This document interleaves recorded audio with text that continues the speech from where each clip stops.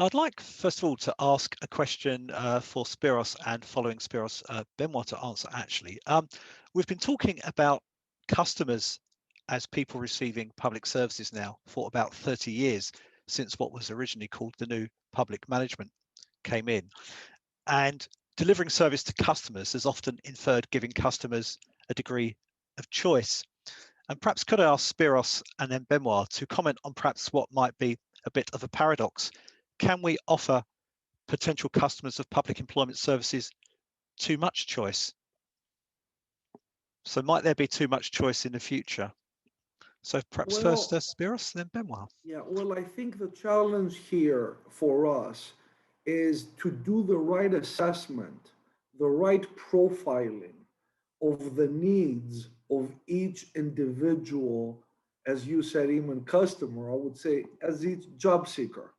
In other words, not everybody is, not all options are good for everybody. We need to be, I think, much more customized, much more focused, much more tailor made in our approach to each person's unique strengths, weaknesses, needs, aspirations, background, skills, and what their local labor market needs. We see this in Greece all the time where, we talk about the Greek labor market. Well, there's huge variation from region to region.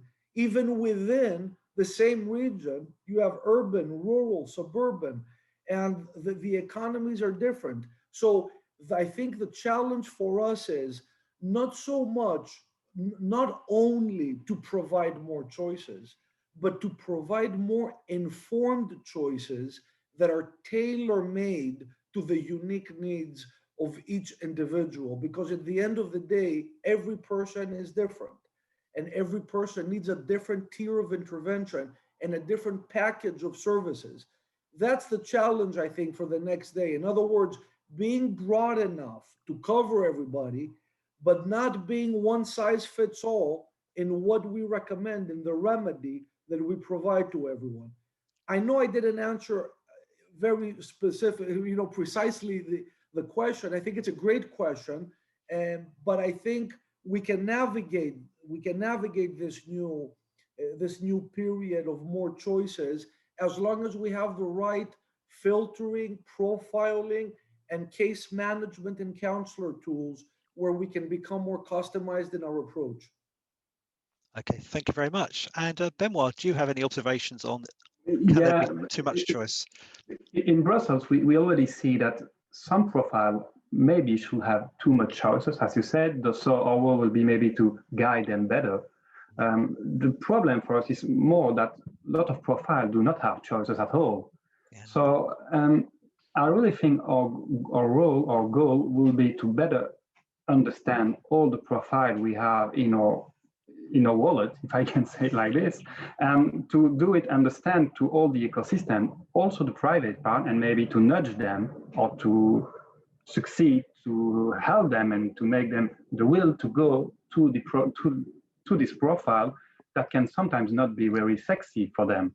That can be so. Too much choice, I will say, it's a rich person problem that we do not have yet. Okay, thank you very much. So clearly there could be a role, or there will be a role for PES in ensuring that choice can be a guided choice, which is very helpful for citizens. We have lots of questions coming in, and it's a shame we don't have much more time, but I'll just be unfortunately selecting one or two of them. Could I perhaps now go back to Menno? We've got a question about a subject you touched on, which was about sometimes there could be seen as a conflict between public and private employment services, and indeed between a group of partners in the ecosystem. So could you perhaps, Menno, very briefly offer us just a couple of solutions to ensure that this kind of choice can be managed in a way that is producing the desired outcome for everybody? So ensuring that there is healthy competition and choice benefits rather than negates the services. So one for you, Menno. Absolutely, and I think actually, to some degree, this might be the key question of how to organize a powerful partnership. And here the key difference, of course, between public and private parties is who pays the bills.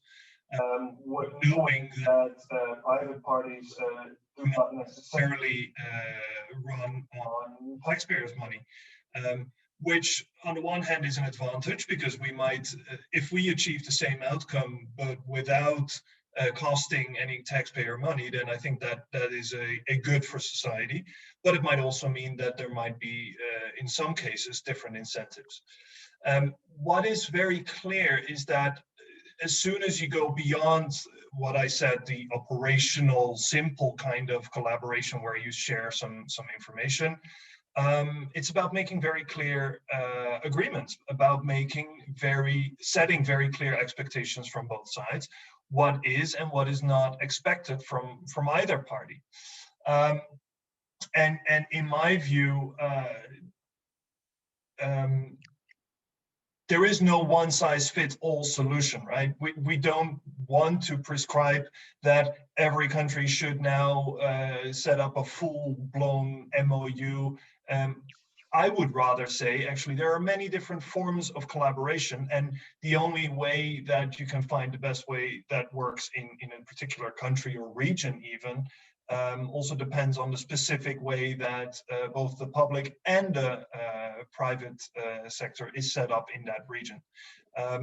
But there is definitely best practices that we are happy to share also. So if a PES is thinking about setting up partnerships, they're always welcome to reach out to us, and we're happy to join a brainstorm on how best to shape it in that particular region. Okay, thank you very much. I would like now to ask Benoit one question I've requested. Unfortunately, we haven't got much time, but if you could answer this one very quickly, something we've discussed during our MAP meetings recently. Do you think there is a danger of some kind of illicit data harvesting?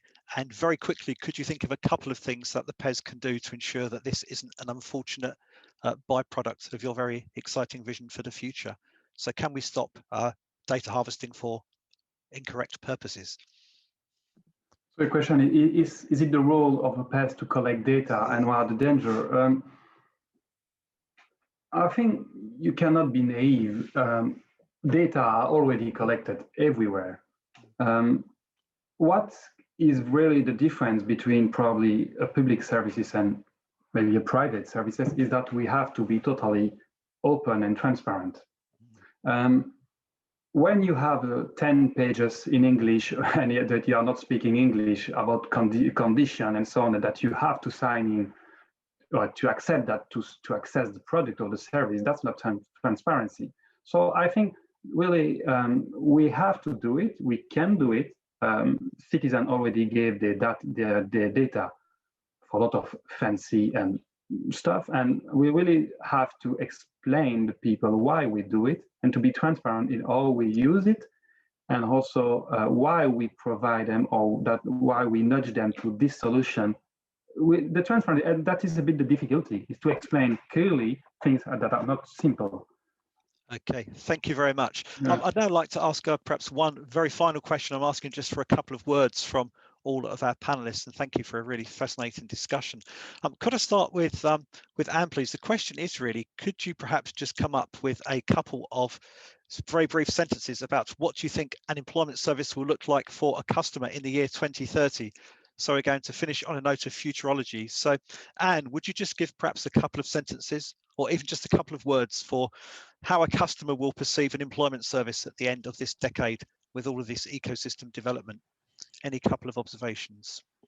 Well, certainly digital tools will be much more advanced. I believe there's already a lot of progress and a lot of plans already there. So the support should be much more also educated, as assuming that AI will be playing a big part, but still I assume that actual humans will be also still involved and guiding the AI.